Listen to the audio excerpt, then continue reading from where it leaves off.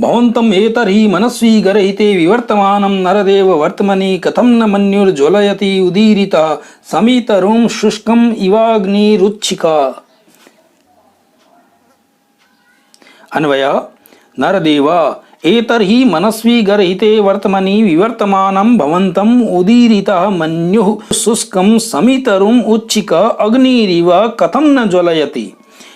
नरदेवा, हे नरश्रेष्ठ, हे युधिष्ठिर, एतर्हि मनस्वी गर्हिते, इस विपत्ति के समय ऐसे मनस्वी गर्हिते वर्तमनि, मनुष्यों के द्वारा निंदित मार्ग पर विवर्तमानम विद्यमान होते हुए भवंतम आपको उदीरितः उद्दीप्त हुआ मन्यु क्रोध शुष्कम समितरुम उच्छिका सूखे समी वृक्ष की शाखाओं के समान अग्निरिव कथम न ज्वलयति, अग्नि क्यों नहीं जलाती है।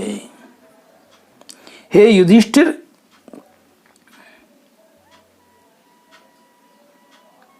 इस विपत्ति की अवस्था में स्वाभिमानी मनुष्यों के द्वारा निंदित मार्ग पर विद्यमान रहने वाले अर्थात शत्रु कौरवों के कारण प्राप्त हुई दयनीय दशा का अनुभव करते हुए आप युधिष्ठिर को शुष्क समी वृक्ष को जलाने वाले प्रज्वलित अग्नि की तरह बढ़ा हुआ आपका क्रोध क्यों नहीं जला देता।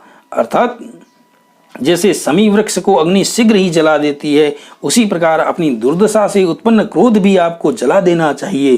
प्रतिकार के लिए आपको तैयार होना चाहिए।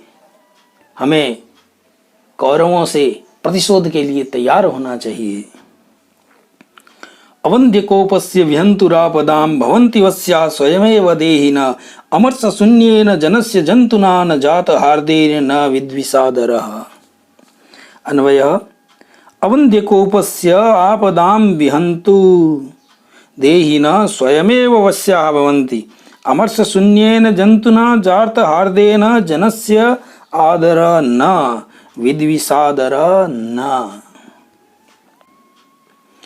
अवंध्य कोपस्य, कोप अर्थात क्रोध, जिसका क्रोध कभी निष्फल नहीं होता है, आपदाम विपत्तियों को विहंतु विनाश करने वाले पुरुष के, देहिना सभी प्राणी स्वयमेव स्वयं ही अनायास ही वश्या अधिकार में वशीभूत वश में हो जाते हैं।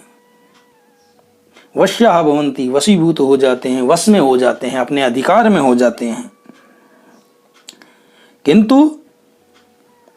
अमर्ष शून्येन, अमर्ष अर्थात क्रोध, क्रोध से शून्य, क्रोध से रहित जंतुना पुरुष के, जात हार्देन स्नेह होने पर, अनुराग से युक्त होने के कारण, जनस्य मनुष्य का आदर सम्मान न, उसका सम्मान नहीं होता है, विद्विषादर न, शत्रु उसके विरोधी उससे भयभीत नहीं होते हैं।